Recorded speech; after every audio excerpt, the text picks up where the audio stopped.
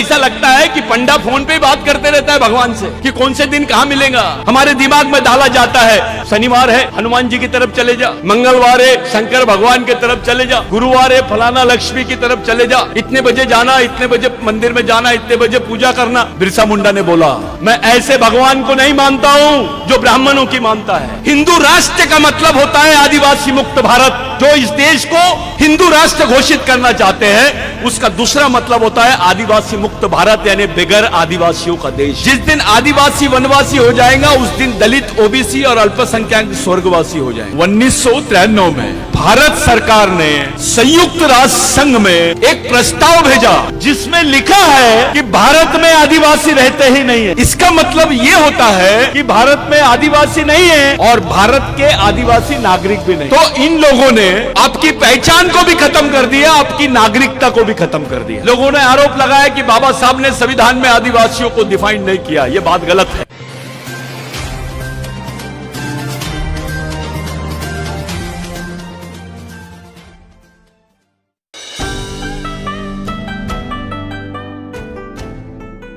इस देश में एक अलग माहौल बनाया जा रहा है। जिसका यह देश है उस देश का 7/12 ही बदल रहे हैं लोग। उस देश का मालिक आदिवासी है यह बात को मानने से इनकार कर रहे हैं, लेकिन दूसरी तरफ एक रणनीति और अपना रहे हैं, आदिवासियों को वनवासी बोल रहे हैं।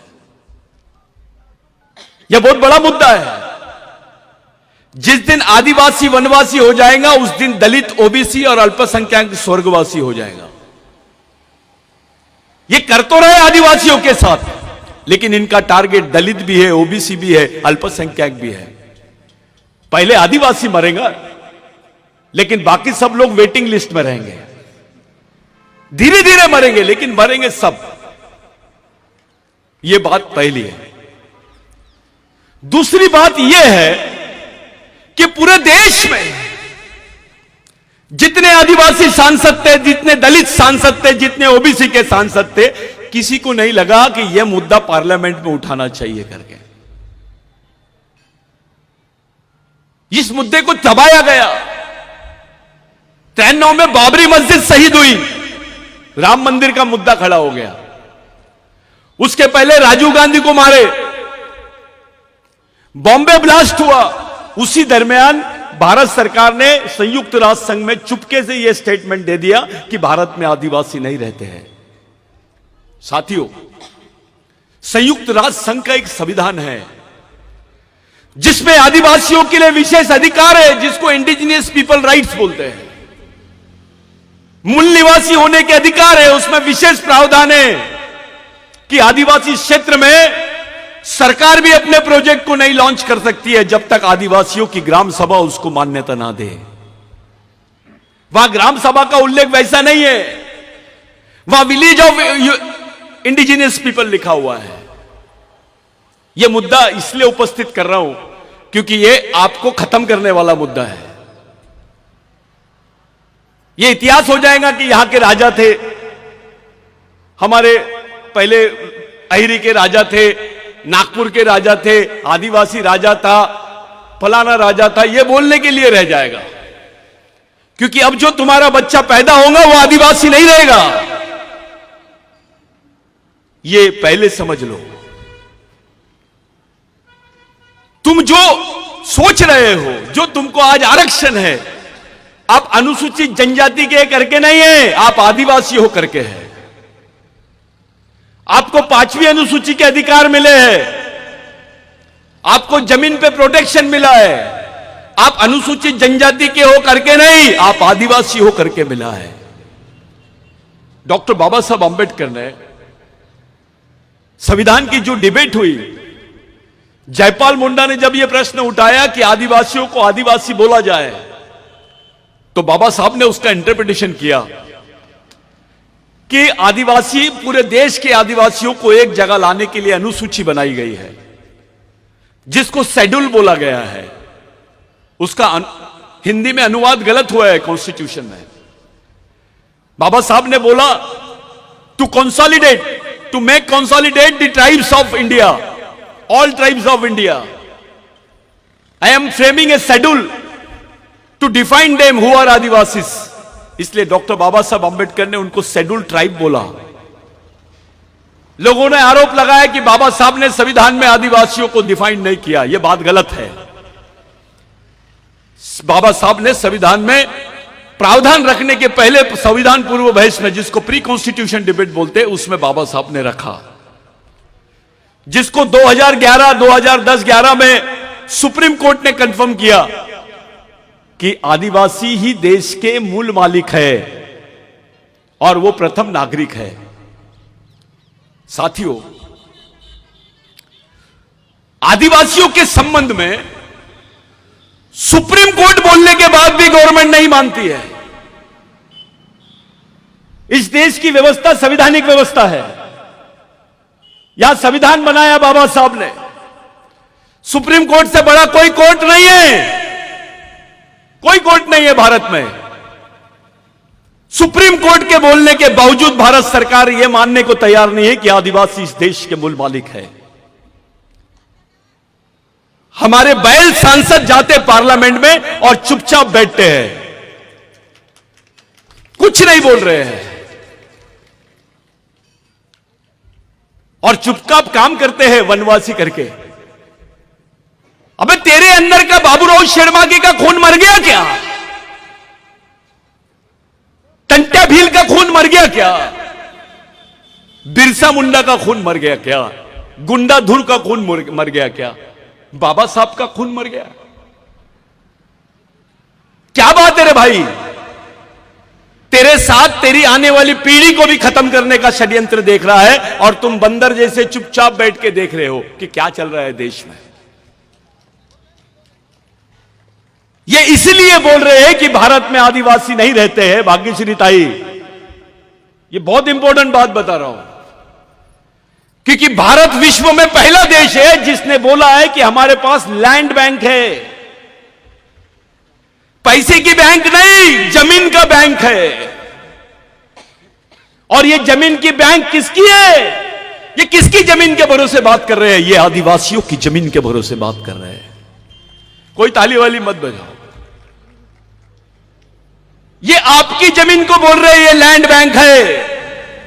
अभी आपके पास 25 एकड़ है, 10 एकड़ है, 15 एकड़ जमीन है। जिस दिन बोल देंगे भारत में आदिवासी नहीं रहता है, ये बात अप्रूव्ड हो गई, तो आपकी जमीन जिसका कानून बनाया गया था बिरसा मुंडा के आंदोलन की वजह से, जिसमें 1 लाख लोग मारे गए थे, सेकेंड वर्ल्ड वॉर में इतने लोग नहीं मारे गए जितने बिरसा मुंडा के आंदोलन में मारे गए। जमीन की लड़ाई थी वो। बाबूराव शर्माके की भी लड़ाई जमीन की थी। अहिरी से उस तरफ रामाकुंडम, गढ़चिरौली, चंद्रपुर, आदिवासी औरतों को ब्लाउज नहीं पहनने दिया जाता था। अपना छाता नहीं ढाक सकते थे वो ढाकने के लिए भी टैक्स देना पड़ता था, क्योंकि व्यवस्था ब्राह्मणवादियों के हाथ में थी। राजा भले आदिवासी था। उस व्यवस्था में बाबूराव शर्माके का संघर्ष शुरू हुआ।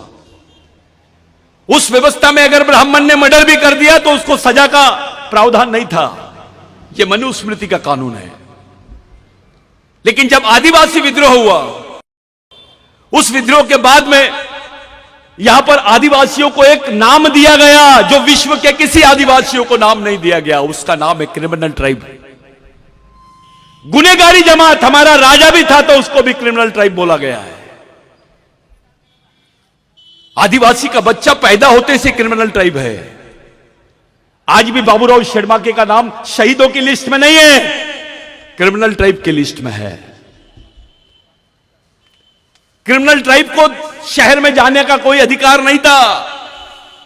अगर क्रिमिनल ट्राइब को किसी ने मार दिया, गुनेगार जमात के आदिवासी को किसी ने मार दिया, तो उस पर केस नहीं लगती थी। यह कानून था। राजा अपने थे लेकिन कानून दूसरों का चलता था। हमारे लोगों को इस क्षेत्र को दंडकारण्य बोलते हैं। दंडकारण्य का मतलब यह होता है कि जिनको सजा दी जाती थी उनको इस क्षेत्र में रखा जाता था। आज भी किसी को ट्रांसफर करना है कोई ऑफिसर ज्यादा वहां पर ये कर रहा है तो उसको गढ़चिरौली भेज देते हैं, अहिरी भेज देते हैं, आलापल्ली भेज देते हैं। ये कौन सी जगह है सजा देने के लिए, जिसको ओपन प्रिजन बोलते हैं, खुली जेल, खुली जेल यानी गढ़चिरौली। इस संघर्ष को अंजाम दिया था उस वक्त बाबूराव शेड़माके ने। बाबूराव शेड़माके अपने जमींदारी को छोड़ा, गोंड को साथ में लिया, माड़िया को साथ में लिया, दलित को साथ में लिया, ओबीसी को साथ में लिया, मुस्लिम पठान को साथ में लिया और आंदोलन छेड़ा। बाबूराव शेड़माके के आंदोलन ने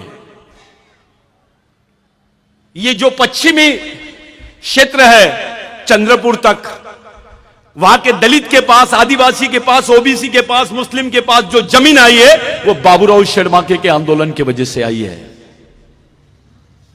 उस आंदोलन के बाद ही तुमको सरकार ने जमीन के पट्टे दी। 1911 के पहले के रिकॉर्ड चेक कर लो। तुम्हारा भगवान कौन है? कौन से भगवान ने तुमको जमीन दिया? किनके आंदोलन की वजह से तुम्हारे हाथों में जमीन आई? उस वक्त तो आरक्षण नहीं था, उस वक्त कोई नौकरी के साधन नहीं थे, सिर्फ मजदूरी करते थे लोग। उसका साधन जिंदा रहने का यानी जमीन ही थी। वो जमीन भी हमारे पास से अब जाने वाली है। ये एमएलए भी रहेगा, मिनिस्टर भी रहेगा, क्लास 1 अधिकारी भी रहेगा, कलेक्टर भी रहेगा, तो उसका बच्चा आदिवासी नहीं रहेगा। इतना बड़ा षड्यंत्र आदिवासियों के खिलाफ में इस देश में हो रहा है। हिंदू राष्ट्र का मतलब होता है आदिवासी मुक्त भारत। जो इस देश को हिंदू राष्ट्र घोषित करना चाहते हैं, उसका दूसरा मतलब होता है आदिवासी मुक्त भारत, यानी बगैर आदिवासियों का देश।